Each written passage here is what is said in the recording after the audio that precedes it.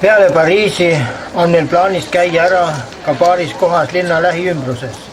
Nendeks paikadeks on lossi ja pargikompleks Versailles ja suursugune katedraal Chartres.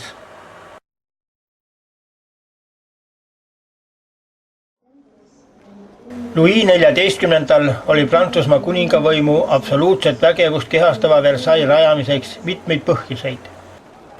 17. sajandil muutus Prantsusmaa kiiresti võimsaks impeeriumiks, ent selle pealinn Pariis nägi endiselt välja nagu provints.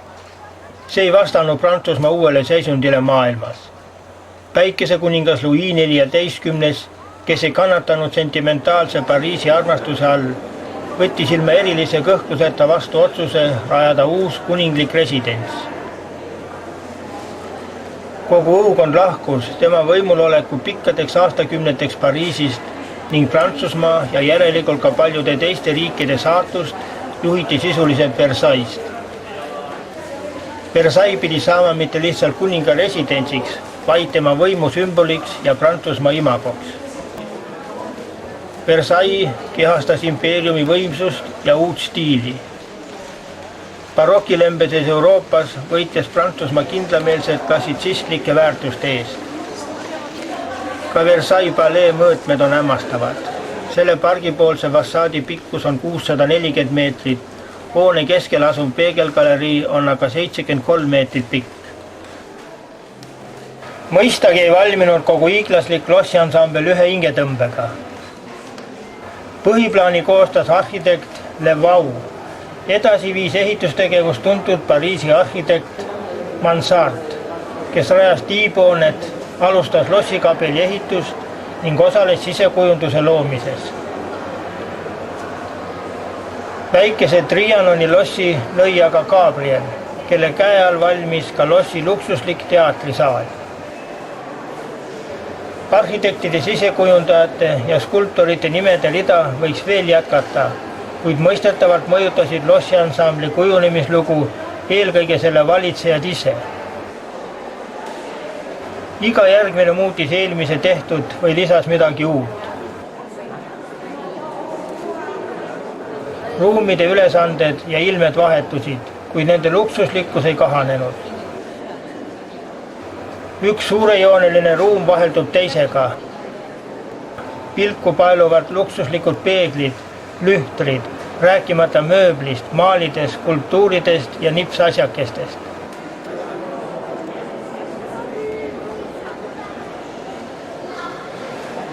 Versailles lossi ajalugu algab 1623. aastast, kui kuningas Louis XIII lasi siia ehitada tagasihoidliku jahilossi. See loss asus kohas, kus praegu laiub marmorõu. Tema mõõdud olid vaid 6x24 meetrit. 1632. aastal osteti aga maad juurde ning võeti ette 2-aastane ümberehitus. 1661. aastal hakkas päikesekuningas Louis XIV lossi veelgi laiendama, et kasutada seda oma alalise residentsina, kuna elamine Louvre'is ei tundunud talle enam ohutuna. Arhitektid Lenotre ja Le Brun ehitasid lossi ümber klassitsistlikus stiilis. Kogu aiapoolset fassaadi hõlmab suur peegligalerii, mis oma maalide, peeglite ja sammastega avaldab vapustavat muljet. Selle kõrval väärivad äramärkimist ka valminud lahingute galerii, kuninglik kabel ja kuninglik ooper. Louis XV valitsemise ajal tehti Versailles jällegi muudatusi, kuid mitte nii suurejoonelisi kui eelkäija ajal. Esimeseks tööks oli Heraklese salongi väljaehitamine, mille ehitustööd katkesid Louis XIV surmaga. Oma panuse Versailles arengusse andis Louis XV veel paljude siseruumide väljaehitamisega. Tema nimega on kindlalt seotud ooperisaali ning väikese Trianoni palee ehituse lõpetamine. Ligi 100 aasta vältel oli Versailles tähtsam kui Pariis. Siin elasid kuningas ja kuninganna koos troonipärijatega ministrid ja õukondlased, saadikud ja õuedaamid, rääkimata arvukast teenijaskonnast. Seisuse kohaselt ei tulnud majutada mitte ainult inimesed, vaid peavarju ootasid ka kuninglikud hobused ja jahikoerad. Tallides, mis olevat oma uhkusega ületanud nii mõnegi Euroopa vürsti elamise, leidsid koha üle 300 hobuse ja 2000 tõlla. Versaillesse rajati 20 kilomeetrit teid ja 11 hektarit katusealust pinda koos 700 ruumiga. Kuigi kunagised jahialad on praegusest lossist eraldatud, hõlmab kogu territoorium ikkagi veel 800 hektarit. Alles Louis XVI oli sunnitud siit lahkuma, kui rahvas nõudis kuningapaari tagasipöördumist Pariisi. Pariisi naasnud kuningapaar giljotineeriti, loss ja selle varad rüüstati. Prantsusmaal räsisid julmad ja meeleheitlikud aastad. Versailles taastamisele hakkas mõtlema Napoleon, olles abiellunud Austria keisrikojast pärit Maria Louisiga. Habsburgide tütred olid olnud kuningannad ka Louis XIII, Louis XIV ja Louis XVI. Kõige enam läks neist ajalukku viimane, Marie Antoinette, paraku küll jõhkra giljotiini läbi. Napoleoni plaanitu elluviimiseni jõudis alles Louis XVIII, kuid taas rüüstas ja hävitas uus revolutsioon kogu lossi. Alles Louis Philippil, viimasel prantslaste kuningal, õnnestus lossiansambel 19. sajandi keskel lõplikust hääbumisest päästa, nimetades selle kõikidele Prantsusmaa võitudele pühendatud rahvusmuuseumiks. Hiiglasliku lossi ja pargiansambli kaasaegsele restaureerimisele saadi pühenduda aga alles pärast teist maailmasõda.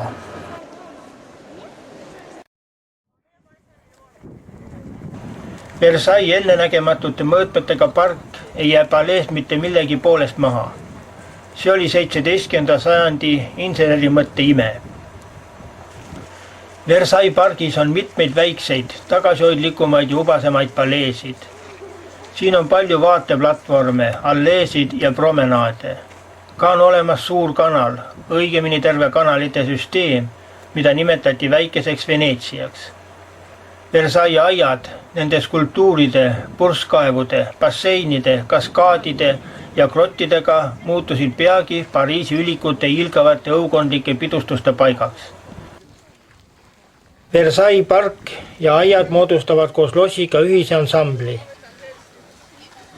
Nad hõlmavad 900 hektarit maad, millest enamik on korrastatud Prantsuse regulaarpargi stiilis, mis on siin saavutanud lausa täiuslikkuse tänu maastikuarhitekt André Lenotrile.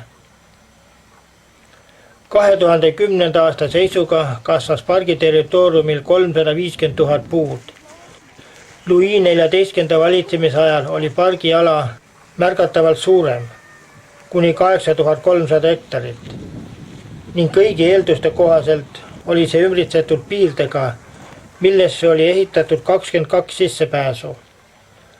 Hoolikalt pügatud ekkide, skulptuuride ja lillepeenarde vahel asetsevad kogu pargi territooriumil arvukad purskkaevud, mis kindlustavad Versailles aedade unikaalsuse.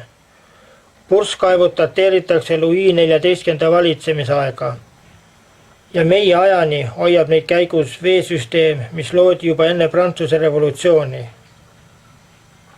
Iga aasta suvel, puhkepäevadel korraldatakse siin grandioosne veesõu, purskkaevude pidu, mil kõik purskkaevud töötavad täies jõus ja ilus. Purskkaevude töös hoidmiseks tekkis probleeme veega, kui Louis XIV hakkas parki laiendama, ehitades siia üha uusi purskkaevusid. Kuigi suure kanali valmimisega see probleem mõnevõrra lahenes, tuuleveskite abil pumbati vett tagasi reservuaaridesse, ei jätkunud vett aga siiski kõigi purskkaevude korraga töös hoidmiseks täiel võimsusel.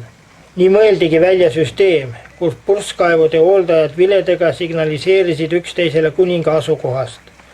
Vastavalt sellele pandi tööle vajalikud kaevud, Kuninga eemaldumisel aga lülitati need välja ja anti vilega märku järgmise töölepanemiseks. Aedadel ja pargil on juriidilise isiku staatus ja nad tegutsevad Prantsuse kultuuriministeeriumi egiidi all. Nad on Prantsuse üks kõige enam külastatavamaid turismiobjekte, võttes aastas vastu üle 6 miljoni külastaja. Ja lõpuks olgu öeldud, et 1979. aastal kanti nii Versailles aiad kui ka loss UNESCO maailmapärandi nimekirja.